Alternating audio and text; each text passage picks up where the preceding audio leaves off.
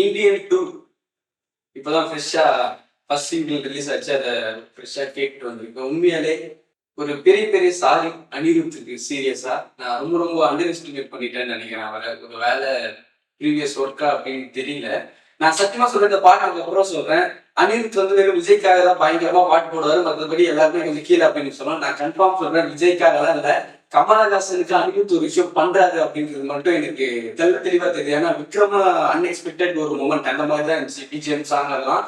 அதுக்கப்புறம் இந்தியன் 2 அப்படின்னு வரும்போது அவர் எனக்கு தெரிஞ்ச டாஸ்கா எடுத்துட்டாருன்ற ஒரு கட்ஃபீலோட எடுத்திருக்காரு அப்படின்ற மாதிரி எனக்கு நிறைய விஷயம் தோணுது. ஏன்னா இந்தியன் 1 நான் ஆல்மோஸ்ட் போன வீடியோஸ் விஷயத்தெல்லாம் சொல்லியிருப்பேன். இந்தியன் 1 பயங்கரமா ஒன்று நீங்க ரீச் பண்ணிட்டா போதும். நான் சத்தியமா சொல்றேன், இந்த சாங்ல ரீச் பண்ணிட்டாரு மேக்சிமம் ஒரு 85% வரைக்கும். எனக்கு தெரிஞ்சு இது எனக்கு அனிருத் சாங் மாதிரி தெரியல, இது சங்கர் சாங் தான்.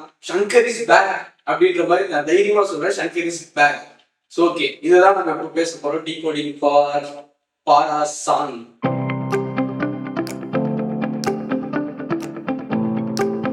எனக்கு அந்த பாரா சாங் அப்படின்னு எடுத்தவொடனே எப்படி ஆயிப்போச்சுன்னா, டைட்டில் பாரா என்ன பண்ண போறாங்கன்னா, இப்போ இருக்கிற ஒரு ஜென்ரேஷனுக்கு வர மாதிரி பாட்டு வந்துருமா அனிருத்து அந்த இது. ஏன்னா இப்போ தேவரா சாங் ரிலீஸ் ஆச்சுல்ல, அதுவே பேடாஸ்மாவோட எக்ஸ்பிரஷனாக தான் இருந்துச்சு.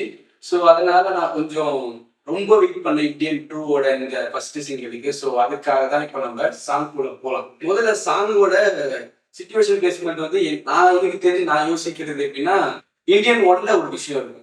அதாவது கப்பல் ஏறி போயாச்சுன்னு ஒரு பாட்டு இருக்கும். எனக்கு தெரிஞ்சு அந்த பாட்டோட ஒரு ட்ரிபிள் வெர்ஷன், 4th வெர்ஷன் அப்படின்னு நான் நினைக்கிறேன். ஏன்னா அது சிச்சுவேஷனா இந்தியன் 1லயே ஒரு பீரியாடிக் சாங், கப்பல் ஏறி போயாச்சு, இதுவும் ஒரு பீரியாடிக் சாங் அப்பட்டமா தெரியுது. ஸோ அதுல என்னன்னா உங்களுக்கு சுதந்திரம் கிடைச்சிடும், அதோட ஒரு சந்தோஷத்தின் வெளிப்பாடா இருக்கும் கப்பல் ஏறி போயாச்சு. ஸோ இது நான் எதிர்த்து நிற்கும் பாடல் அப்படின்ற மாதிரி இருக்கு. நீங்க வாங்கினா நான் பாத்துக்கிறேன் அப்படின்னு சொல்லிட்டு நீங்க இருக்கீங்க அப்படின்னு சொல்லிட்டு கமலா இது பண்ற மாதிரி தான் எனக்கு ஃபீல் ஆகுது.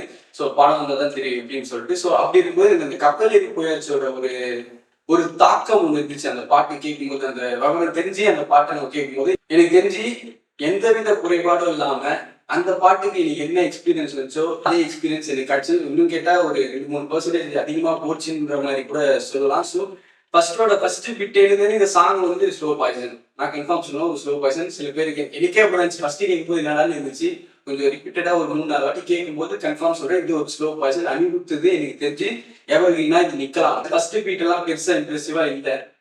ஃபர்ஸ்ட் பீட் ஸ்டார்ட் பண்ணும்போது ஃபர்ஸ்ட் டைம் கேட்கும்போது சொல்றேன், ஃபர்ஸ்ட் பீட்லாம் இது பண்ணோம்னா தாய்மண் பேர் ஆணை அப்படின்னு ஒரு ஹை பிச்சில் அது பாடும்போது பாட்டு டேக் ஆஃப், கன்ஃபார்மா ஒரு டேக் ஆஃப் எடுக்குது. ஸோ அதுக்கப்புறமா பயங்கரமா லிரிக்கா கூட ஒரு மாதிரி ரொம்ப ஒரு மாதிரி அக்ரெசிவா ஒரு மாதிரி விரித்தனமா இருக்கு அப்படின்ற மாதிரி சொல்லலாம். எம் தாய் வந்தேலானே இது தமிழ் மானத்தின் சேனை அட வெள்ளை ரத்தம் தொட்டு இனி வாதி ஏற்று சாணை அப்படின்னு சொல்லிட்டு ஒரு மாதிரி ரொம்ப ஃபயராகவே இருக்கு லிரிக்கு. ஒரு எக்ஸ்பீரியன்ஸா ஒரு மாதிரி ஒரு எப்படி சொல்றது, இந்த தள்ளுமுல்லா படத்துல வக்காரு வர பாட்டு கேட்பாங்கன்னு ஒரு வெறி இருங்க, அந்த மாதிரி ஒரு விஷயமா தான் இருக்கு. என் தாய் உண்மையிலாமே அவர் டேக் ஆஃப் ஆகும்போதே ஒரு மாதிரி சாங் வேற லெவலுக்கு போகுது அப்படின்ற மாதிரி சொல்லலாம்.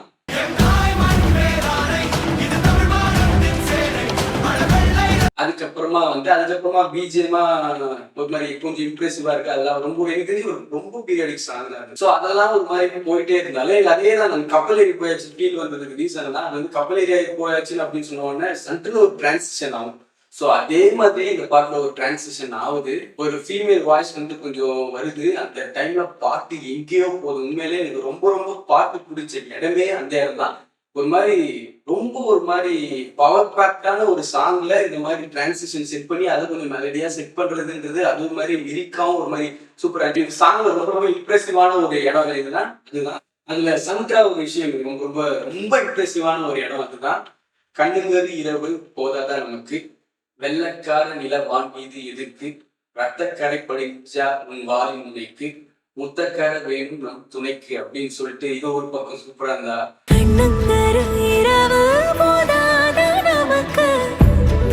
அதுக்கப்புறமா உன்னோட காலடி குளமாகணும், உன் மேல விழும்பும் தழும்பாகணும், உன் கையில் சேரும் வரமாகணும், இல்ல தாய்மண்ணுக்கே நான் உரமாகணும் அப்படின்னு சொல்லிட்டு ஒரு மாதிரி சூப்பரா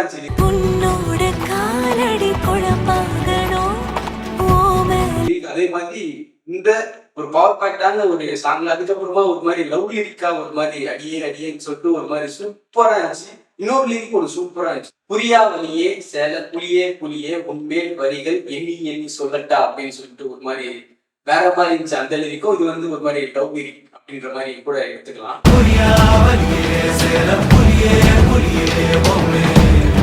அதுக்கப்புறம் ரொம்ப ரொம்ப இதோ ஒரு பயங்கரமா இருந்துச்சு. அது ரொம்ப ரொம்ப பிடிச்சி. துப்பாக்கி தப்பாய் காட்டும் சிப்பாய்க்கெல்லாம் சிம்மம் நீயே அப்படின்னு சொல்லிட்டு ஒரு மாதிரி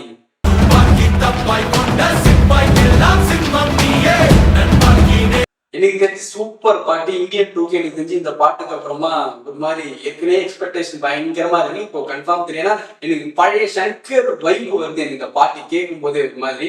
ஸோ ரொம்ப ரொம்ப ஆர்வமாக காத்து கொண்டிருக்கு. அதுக்கப்புறமா இன்னொரு விஷயம், அடிமைகள் ரத்தத்துக்கு வெப்பம் தந்த வீரன் நீயே அப்படின்னு சொல்லிட்டு